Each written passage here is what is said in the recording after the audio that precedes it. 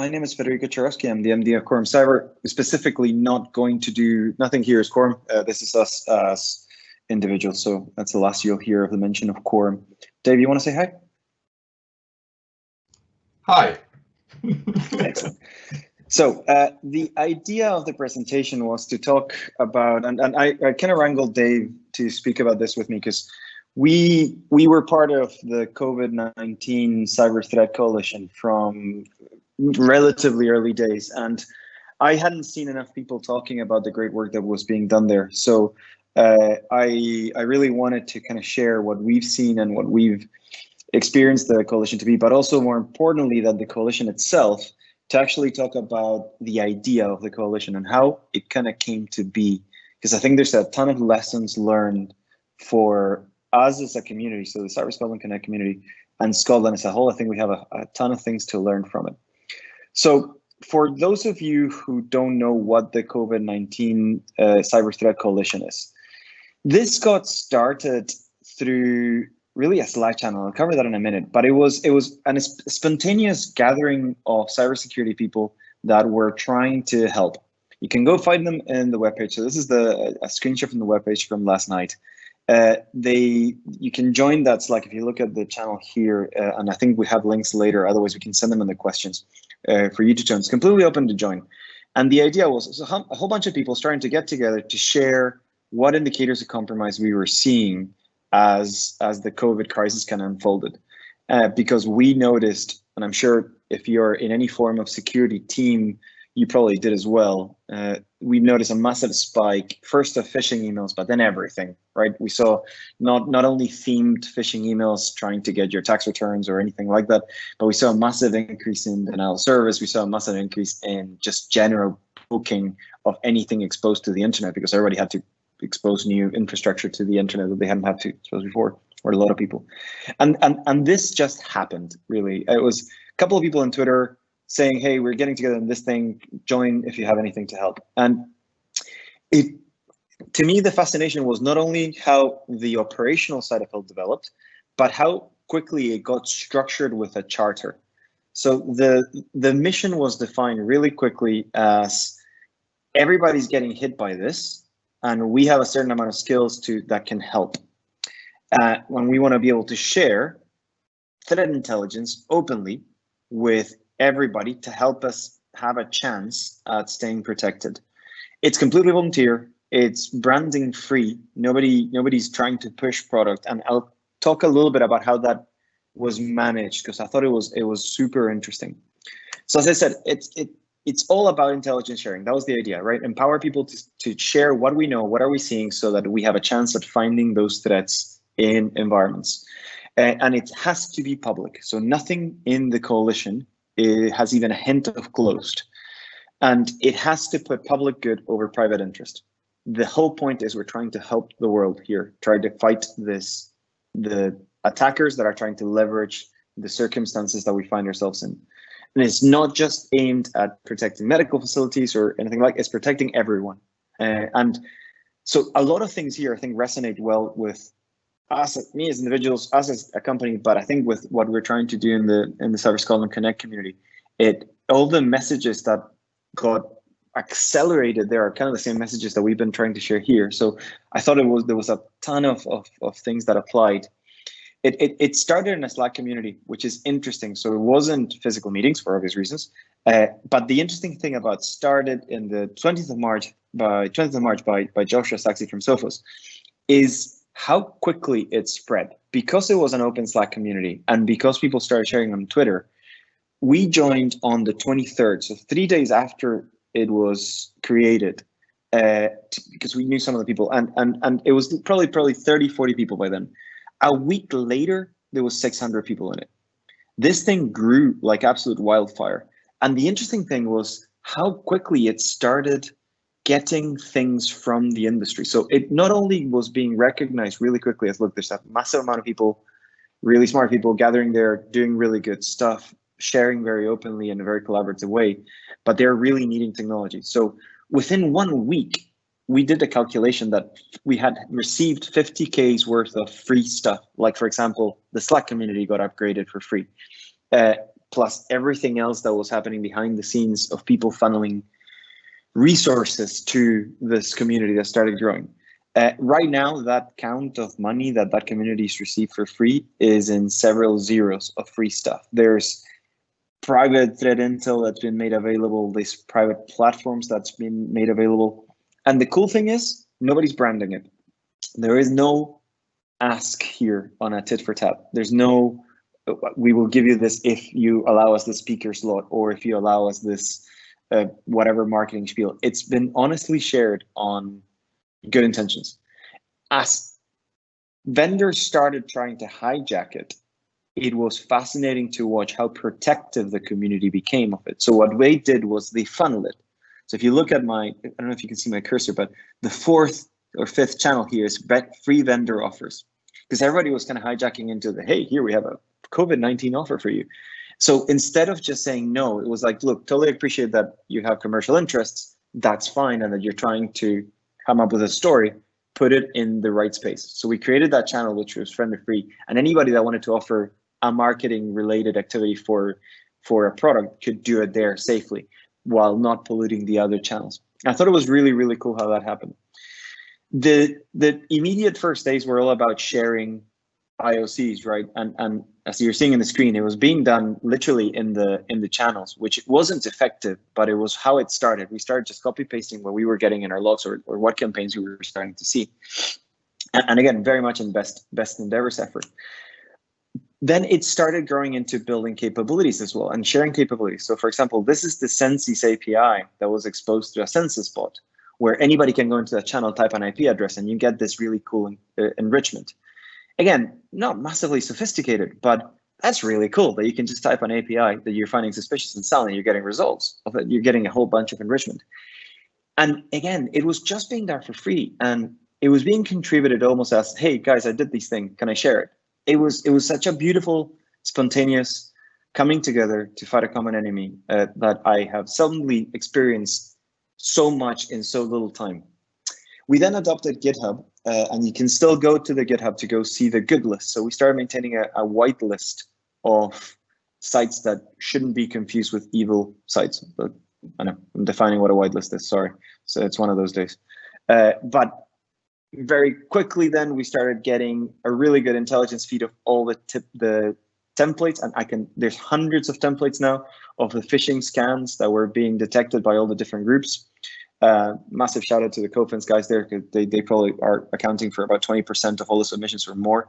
And again, yes, they put their logo, but the amount of the quality of the data they were sharing far outweighs the fact that there was a logo there. And I understand everybody has commercial interest to protect, but again, they were just sharing that. There was no vetting of that. I think they were just trying to cover themselves.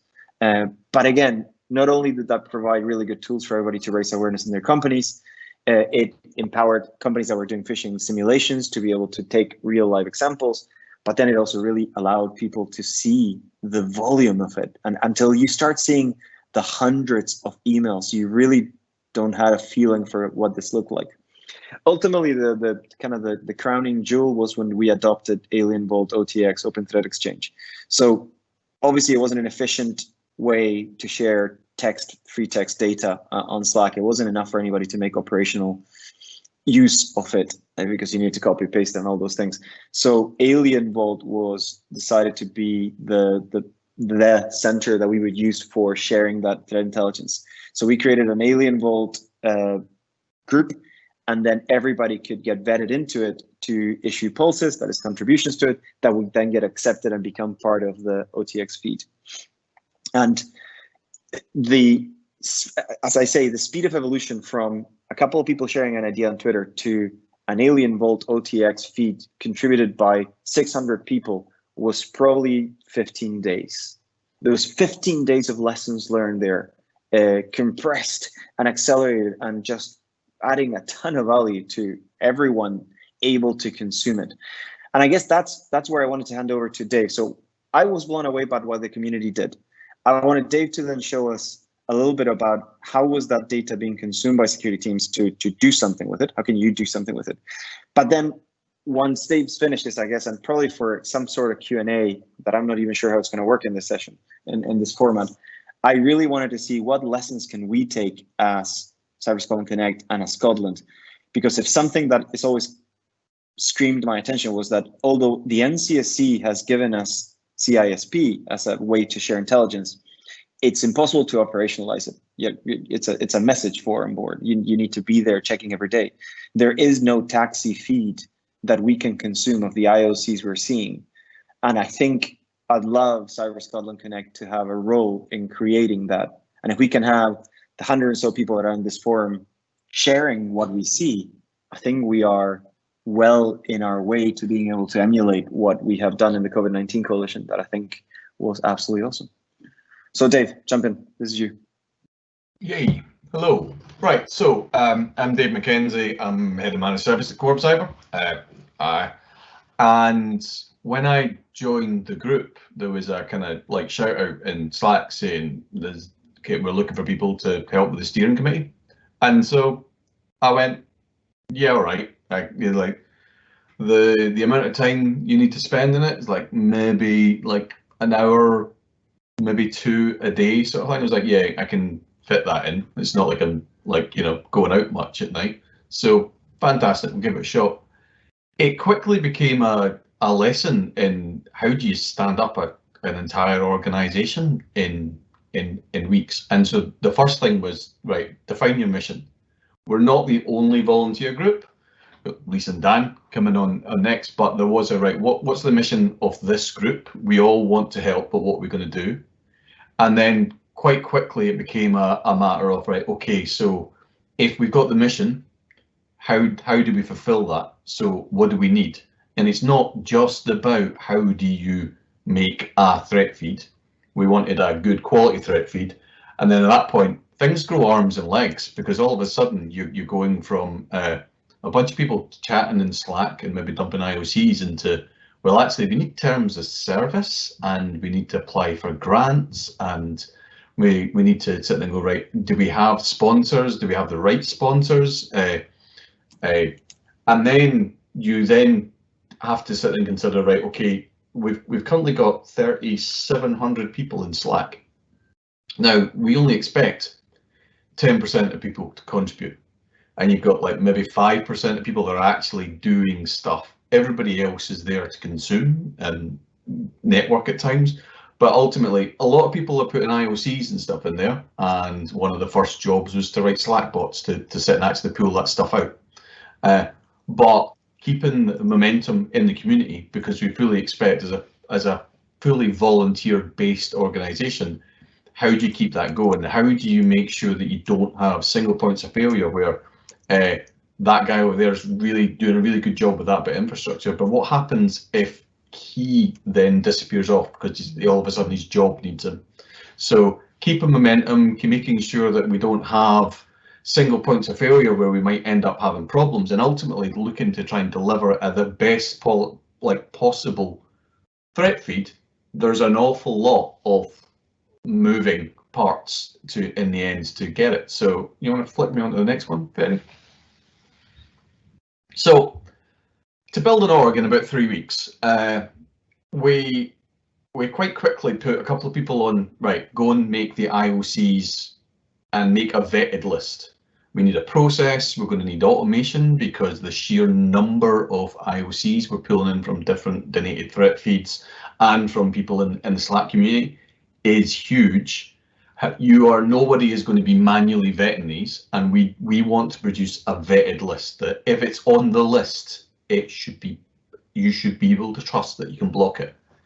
So all of a sudden we sat there and went, right, okay, well, we need a website. You can't be an organisation without a snappy logo. And all of a sudden we had people in Australia sitting going, well, I know somebody, and all of a sudden we had a marketing firm that had some PR people that said, yeah, look, here's a whole bunch of different ideas for logos. And ultimately we kind of went with that top right one, but we wanted a bit darker. But even that became like Slack polls of the, right, what do we think of this? And you've got people from all around the world, from incredibly large organizations to small organizations. You had there are various 3-letter organizations that are in there that we're not allowed to say they're in there, but they are. And you have so many different people and everyone's got an opinion. So the first thing was to sit there and go, right, we need a whole bunch of vetted volunteers. So the entire process is that, yeah, okay, we have a process for vetting people, which is the, yeah, you say you are from Quorum Cyber, fine, send me an email from Quorum Cyber. It's the simplest vetting process ever. But it allowed you to quickly get a group of vetted volunteers you could then start asking the opinion, and that's where we got our steering committee from. But ultimately, we sat there and went, right, okay, as an organisation, we need infrastructure to be able to deploy and to actually sit there and go, right, somebody wants to download the feed. Well, they need to download it from somewhere. And we need a whole bunch of automation to be able to handle all this stuff. All that stuff needs to come in there. So there is a massive list of sponsors, which will appear on the website in the next couple of days, in terms of people that have given us stuff. A whole lot of people will not allow us to give their names, but there are a few quite big names that have given us real, like, stuff that costs hundreds of thousands in itself a year, and have said, yeah, go for it. But we've had to pull together stuff like, you know, identity management. Who are you going to do that? Well, Microsoft gave us Office 365, so fantastic. We need a service desk, so Jira's gone, yeah, no problem, here you go. Secrets management, 1Password reached out to them and said, hey, you know, can I? And they turned and said, what are you doing? So they said, yeah. 1Password gave us a 5-year license, unlimited people. And you were just sitting there going, that's just, you know, you're just gobsmacked how I thought, is this going to be a bunch of red tape? And no, there's no, sounds like you're doing a great job. Thanks very much. We need people. So we've got 3,700 people in Slack community, and we're continually looking for volunteers, and essentially sitting there going, right, here is a list of things that we need done. Contact these people in Slack to get yourself into the right group. So in there's like media relations, and there are PR people, media relations. We've got lawyers in there checking our GDPR. I mean, it's absolutely amazing that it's not just a bunch of people that are like all cyber. We're not all sitting there going, yeah, we don't know what we're doing.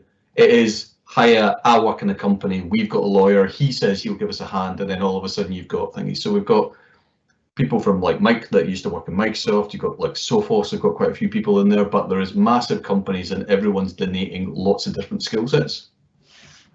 You do have meetings. So we tried to have a simple, like, let's have a once a day stand up, and then it suddenly went that there's not enough time to do that and get anything done if you're trying to keep the minimum amount of time in your volunteers. So we now have multiple streams that people, and we all come together on a Friday, sitting saying, right, okay, what's the blockers from each of the mission statements? To also do the mission, you ultimately need, do you want to give me a click? Well, this is the mission. So this is how you get the threat feed out. So ultimately, this is what we designed on day one. And Pim, who's in the community, ended up saying, yeah, I'm happy to be the guy. And he ends up creating this. And ultimately, we've got Alien Vault, Virus Total, whole bunch of people, whole bunch of processes coming in there. There is an absolute ton of automation being done. And ultimately, it comes out with the acceptance criteria of that if enough of the indicators say this is bad, you can automatically put it on the vetted list. So, for example, if Virus Total has 10 plus indicators, then it's going on the naughty list. Boom, it's done, it'll get blocked. But then if it nearly makes it, what do you do with that? And at that point, we then drop it into, well, this now needs manual verification. And then we've got another huge team of volunteers that are actually sitting chasing down the, okay, here's this URL, is it malicious? Yes, no, because we've got 5 people in Virus Total saying it's malicious. Let's go and check it out. And if it is malicious, then it makes it onto the list. It's all about making that one list as good as possible. Click. So now that we've got a really good threat feed, there's a whole bunch of other questions that need to be asked, because it's not good enough to stick it there and then just shout it out on Twitter and hope that people kind of pick it up. So it brings us back to the question of right, if you've got a threat feed, how do you make it as accessible as possible to everyone? So there's a few different ways, though. There's 2 primary ways that we're publishing. MISP is possibly coming soon, depending on demand, bizarrely, but ultimately It's OTX stroke taxi, because you can pull a taxi feed from OTX, and the big CSV. So if you want to flick me on to the next one, Betty. The CSV is the easiest one for anyone to digest. So ultimately, it is, you know, from pie holes to any random bits of infrastructure. If it can read a CSV to pull stuff through, then fantastic. Because at that point, you can easily do things with APIs. You can easily do things with a logic app in Azure to sit there and read. The one big problem with this is ultimately the size of the list, because it is a list that's happening every single day, and it's got every indicator that we've ever seen broken down into primarily domain and a URL, IP and hash are kind of coming, but ultimately it's the URLs and the domains that people are blocking just now. But if we sit and take that and you start going, right, is that easily scalable across different enterprise tech? For the most part, yes, you can take a CSV and do it. It can be a little bit clunky, and having tried to create logic apps that are based off of some of this data, you are quite quickly hitting a lot of API limits, because all of a sudden you're taking a massive feed and you're trying to then shove is this new stroke different? So CSV works for something like a pie hole or something like that, and some bits of infrastructure will be able to just take a CSV and just read it every day, and it's quite happy. But if we want to get a little bit more complicated, actually, if you want to move on to the next one, we can have a quick look before we jump on that. In terms of CSV, people downloading that list right now, there's about 9,000 unique visitors hitting those URLs just now. Roughly 1,000 of them are hitting the list every 15 minutes. So essentially, that's somebody automated pulling it. So you've got at least 1,000 people downloading every 15 minutes that URL. The spread of who's actually kind of downloading it is, as you'd expect, Europe and the US are massive, a little bit Asia, and then you've got a smattering of the rest of the world. But ultimately, it's EU and US. Hilariously, the fourth most popular referrer is Krebs.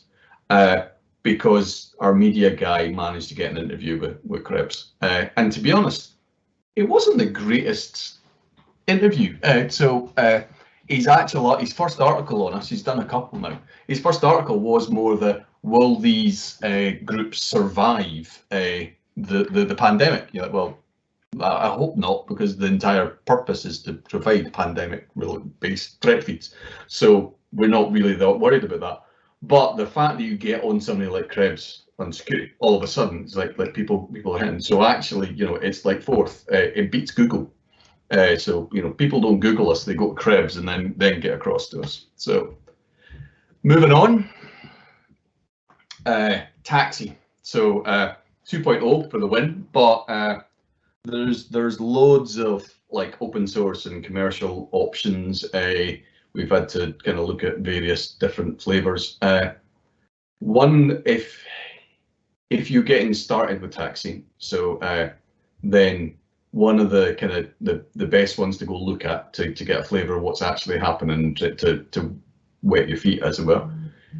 Anomaly Staxx.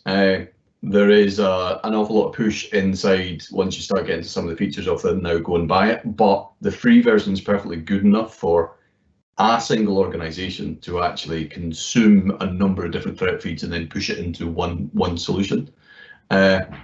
It's pretty simple to set up because it's an appliance. You can upload your own IOCs, which is really nice. I think this is suspicious. You can actually use it as part of some sort of threat intelligence and instead of going, yeah, I found this URL, I'm going to push it into there, and then onward push that into other taxi systems. It's got some really nice IOC tracking in terms of, right, okay, click a few things and all of a sudden you'll be taken to Anomaly's actual website and you can actually see a whole bunch more stuff on your IOC. So if you quickly flick on to the next one, setting something up is pretty straightforward. If you're going to be doing something along these lines, if you're going into production with this sort of thing, remember that when you start to create your own feeds and stuff like that, that you need to make sure that you're curating them properly, because if you actually assign yourself a gazillion different feeds and some of them are rubbish, you don't want those rubbish feeds making it into. So in this one, I'm purely the actual demo.